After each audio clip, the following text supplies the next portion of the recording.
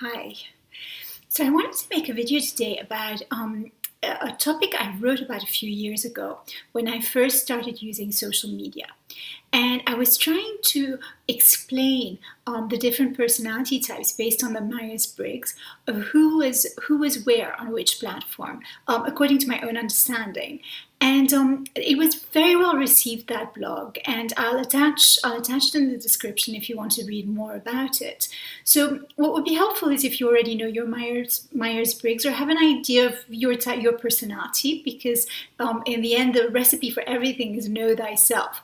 But even if you're not familiar, it's always something you can go on to research after this video. For the purposes of this video, I'm going to clarify two things.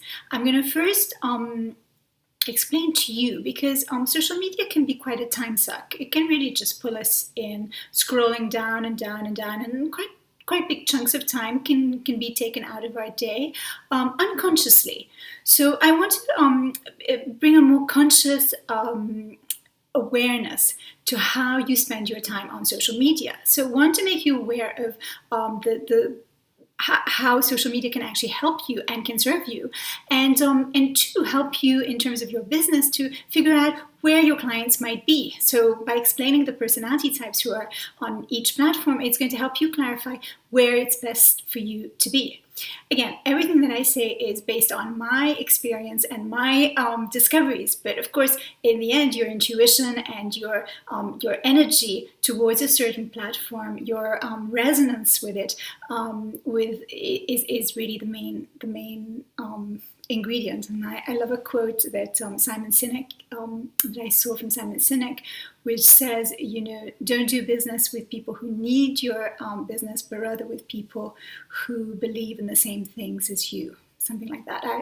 Forgive me, Simon, if I've misquoted you, but that's the idea of the quote. So okay, so let's start with in Myers-Briggs there are 16 different personality types. You might need a pen and paper for this video, because there's quite a lot of stuff that's going to come at you, and you can watch it again anyway to get through. So there are 16 types of personalities. I'm not going to go through the 16 types of personalities, but I am going to give you the big broad distinctions. So the first section of Myers-Briggs is introvert, extrovert, and on which side of the scale you tend to be. You can also just be bang in the middle. That's very possible. The second one is S and N. S is more research driven. You want to know other people's opinion as well. It's that kind of personality. N is more intuitive. You tend to go with your hunches and your gut feelings. The next one is T and F. T is the more thinker type, and F is the more feeling type. For a long time, this was associated with T is more male and F is more feminine, but that's not necessarily true, because a lot of women who are in the workforce tend to be, or are in a business sort of executive capacity, tend to be T for the purposes of their business, and executive decisions and so on. And the last segment of the four categories is a P and a J. A P is a very laissez-faire personality, quite relaxed on deadlines, and a J is the opposite of that, very deadline-orientated and wants timelines and just feels much happier and much safer with that outlook. So I'm going to look at so it's 16 different types that can be mixes and matches of these, and then they kind of group them into four, and those are the four that I'm going to focus on for the purposes of this video.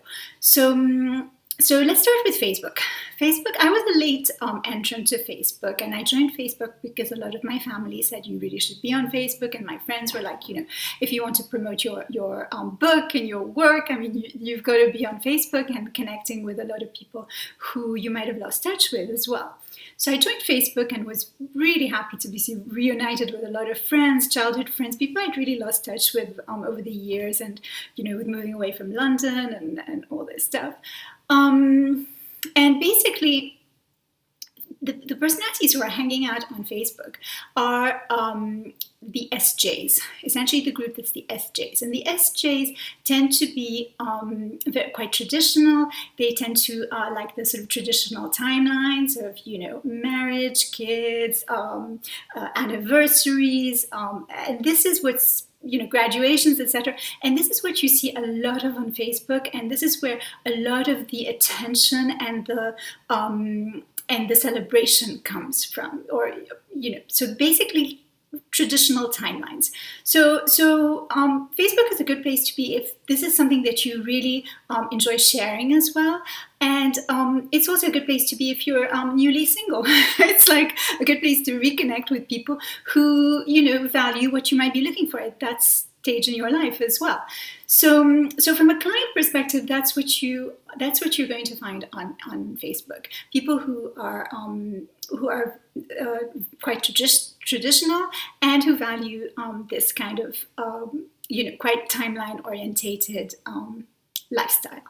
And FB allows you to promote via ads, which is a good way to reach these people. You can really expand your your business in a very quick way through ads by raising awareness of your product and of your existence. So you can share friends of friends, etc.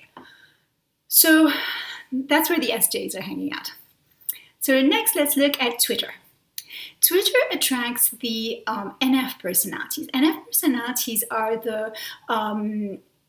they're basically the ones who want to create a better world and have quite strong opinions, because it attracts the NFs, but it attracts the extroverted NFs who are feeling very passionate about something one way or another. So it tends to be quite a political platform, or with people who have very strong passions and basically are wanting to get their voice heard. And what Twitter allows you as well is it allows you to mingle with others who have the same kind of opinions as you, because you can actually connect directly with whomever is sharing with the and their name or their address on Twitter.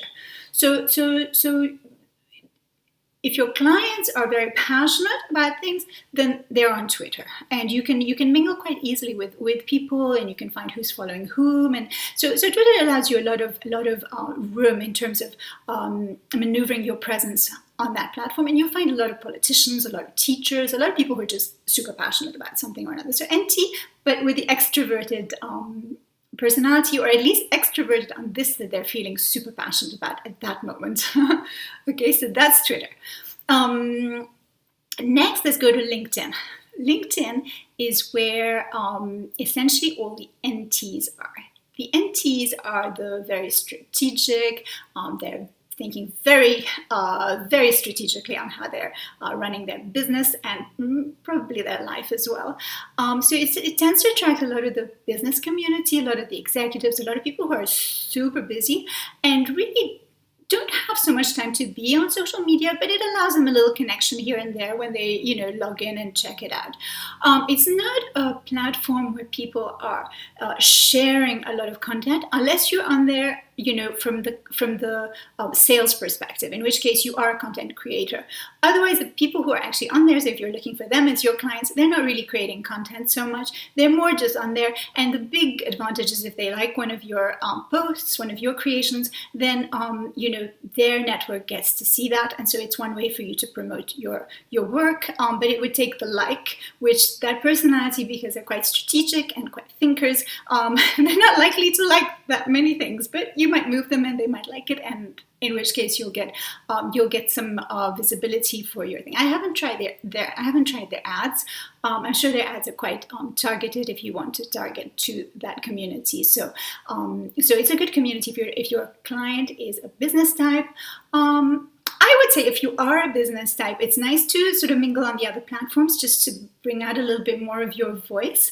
My latest video talks about finding your voice, especially for executives, so if that's interesting for you, I'll link it in the description as well. And so next, let's go to YouTube. YouTube are the NFs as well. So the NFs are, the Romeo and Juliets. They want to make the world a better place. They're idealistic. I would say the YouTube community is the more creative and the more introverted community who are happy to create in the comfort of their spaces and then share their messages out with the world. Because it's quite a creative platform, you will find it's mostly people who are sharing either their knowledge in terms of tutorials and education or entertainment, so the musicians, the comedians, etc., etc. I personally love YouTube. I love it especially because I understand the algorithm. I find it very logical, very straightforward. You search for what you want, it comes up, you get to see it. And because YouTube is owned by Google, you get to find the content is evergreen. So what you create stays in searches for future years. So if anyone's searching on a subject that you've created, it's easy to find later on. And like I said, the algorithm is very straightforward. I tried the FB ads. I targeted specific audience, which is my audience, the more executive business type, that type, and essentially a lot of people who my ads reached were not really that community. So I'm not sure how the algorithm works there. It's not as transparent to me personally. I mean, I couldn't get it as much as I can understand YouTube. So I love YouTube. YouTube is owned by Google. Google, both founders are Montessori graduates. I'm a Montessorian at heart. I so believe in Dr. Maria Montessori's education, and basically because her education is very logical, very sort of organized, compartmentalized. Everything sort of is in order. It's really like a system that suits my personality a lot. So that's my coverage. I'm not on Instagram. I know I'm probably the only person in the world who's not on Instagram, only because I see, for me, Instagram does not suit what I'm trying to promote at this juncture in my life. I might join Instagram at a later point when I want to share more of my life and maybe show off my business a bit more. It feels more like a platform where you're kind of showing off to the world either your business or your life. It's very photo orientated, which I love because I love the world of photography. I love taking photos. I love the whole photography angle. So like I say, it's something I might join in the future.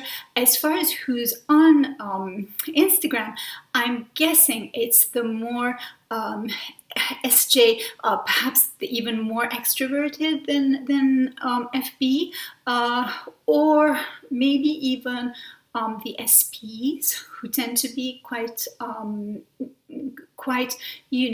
orientated of like things, of sort of big picture things. Might be. I'm not sure. I can't really put my finger on it, but I'm thinking it's the same community as FB, but with more to show, more to share in terms of beauty, beautiful homes and beautiful restaurants and beautiful work things. It just looks like a very aesthetic platform to me. And so that's my take on Instagram. I know Instagram is also very big on, you can promote your stuff quite nicely on Instagram.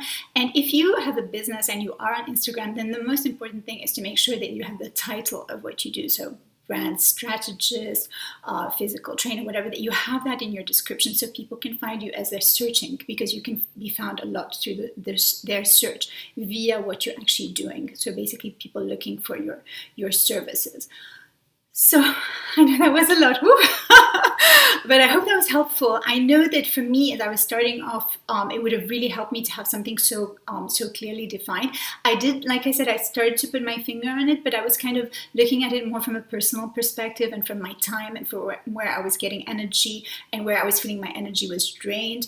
I think that's a big thing to keep in mind as well. So not only to sort of think which platform resonates with you in terms of what it represents and who's on there, but also in terms of your energy. Where do you feel good? Where do you like to hang out? What platform sort of draws you in? Because I'm hanging out on YouTube a lot personally. I love it. I learn so much when I'm on there. I also get to sort of hear new music, and I get like YouTube just like lights me up. I feel so good when I'm on there.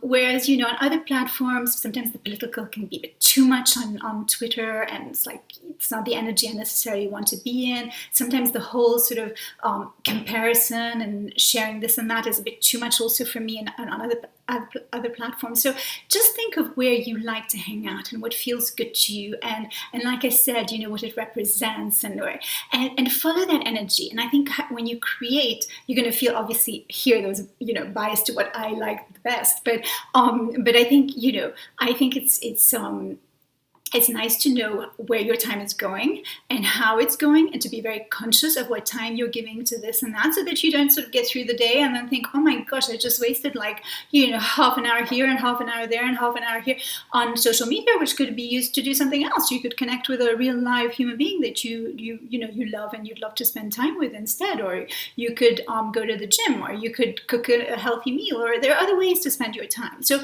I'm all about creating consciously, and the idea is that as you create consciously, you feel happy with yourself, because you're kind of creating your desires and your goals. And so anyway, I hope this is helpful. Let me know, share in the comments any aha moments you've had, or any other takes you might have on this as well. Because like I said, I'm not a guru on this, but this is just my personal experience. And for me, it would have clarified a lot for me to know all this from the beginning. So I'm sharing with you what I would have liked to know. And if this is helpful, if you know someone else who's kind of just exploring, figuring out where their ideal clients are hanging out, or someone who's teenagers are just being sucked in by social media, then I think this is a video that's worth sharing as well. So please share it with someone who it might help as well. And remember to subscribe to the channel. There's a button down here somewhere. I've got to really figure out where that button is, because I'm always pointing, but I'm not sure. Anyway, it's somewhere there. And if you want to, back to the theme of creating consciously, I have on my website a free mini course that I'm offering. And within that is a creative visualization where you get to focus on the areas of your life that you're working on and wanting to create. So perfect health, perfect wealth, perfect love, perfect self-expression. Because a lot of times when we're trying to focus on one of these areas, and this is an area we really are interested in solving, whether it's healing something in our body, or whether it's finding the perfect relationship, or whether it's an amount of money, or whether it's getting our business out there. Sometimes the energy can be so pent up trying to make it happen that actually that energy pushes it away rather than brings it in. So the visualization is great because it allows you a few minutes of just kind of 10 minutes of just relaxing to good music, kind of collaborating with life, and focusing on what it is that you want to create, so that your mind knows on a repetition basis that this is where you're going and this is where you're wanting to go, and you're ready for the help from the universe to sort of, bring in the helpful components on the way. So I love this visualization. It's one of my favorites, and it's been a very popular one with a lot of my clients. So I decided to share it for free with you guys. So I hope you enjoy it. It's a lovely way to start the day. And thank you for joining us. If you're new to my channel, welcome. And I look forward to seeing you in the next video. Take care. Have a lovely day. Bye.